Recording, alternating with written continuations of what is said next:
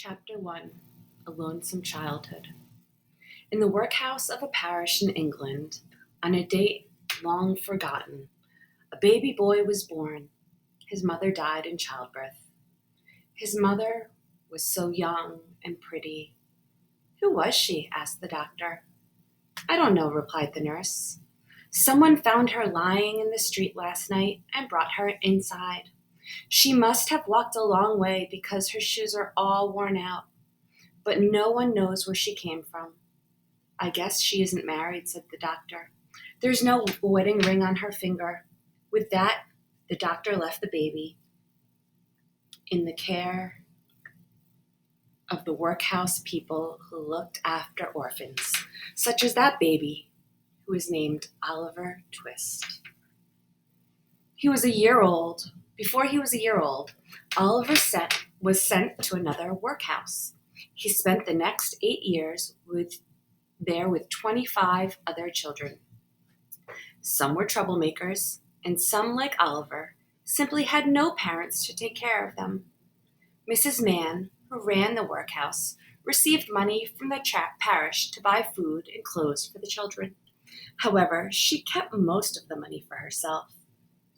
The only time she bathed the children and gave them enough to eat was when an official from the parish church came to inspect the workhouse. Such an occasion took place on Oliver's 9th birthday. The child was thin and pale and always hungry and unhappy. The parish official, Mr. Bumble, came to see Mrs. Mann about him. Mr. Bumble was a fat, middle-aged man with a bad temper. "So, Oliver Twist is 9 years old today." "Yes," replied Mrs. Mann. "Do you know that the parish offered a big reward for information leading to his father or some other family member? We never discovered to whom he belongs." "Where did he get that name, Oliver Twist?" asked Mrs. Mann. "Made it up myself," said Mr. Bumble. "I name all of our orphans in alphabetical order. The one before him was S, so I called him Swubble. This one was T, so he was Twist. I have names picked out all the way to Z." "Well, Mr. Bumble, why do you ask about Oliver today?" "He is too old to stay here, Mrs. Mann. I have come to take him back to the workhouse where he was born." So Oliver was given a slice of bread, then dressed in a simple outfit and a brown cloth cap. He followed Mr. Bumble to the new workhouse. There, Oliver was brought before a committee of 10 men. "What's your name, boy?" growled the chairman of the committee. "Oliver Twist, sir." "I guess you know that you're an orphan." "What's that, sir?"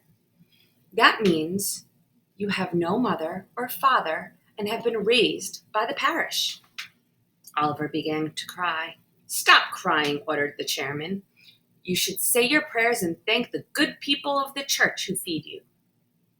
"But I don't know how to pray." "What you need, boy, is a good trade." Oliver cried himself to sleep that night on his hard, narrow bed. The next day, he had his first meal with the other children in the workhouse. Not only did the food taste terrible, but it never filled the children's stomachs. They had nothing but thin soup 3 times a day, with an onion twice a week and half a roll on Sundays. After 3 months of near starvation, the children drew lots to decide who would ask for a second helping. Oliver Twist was chosen.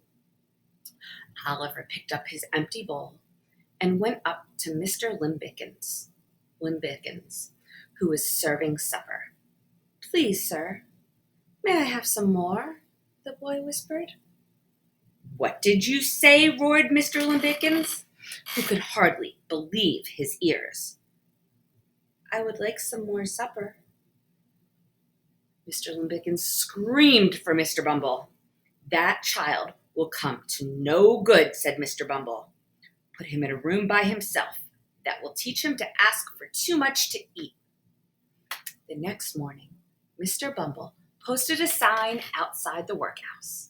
It offered a sum of £5 to anyone who would take Oliver away and teach him a trade.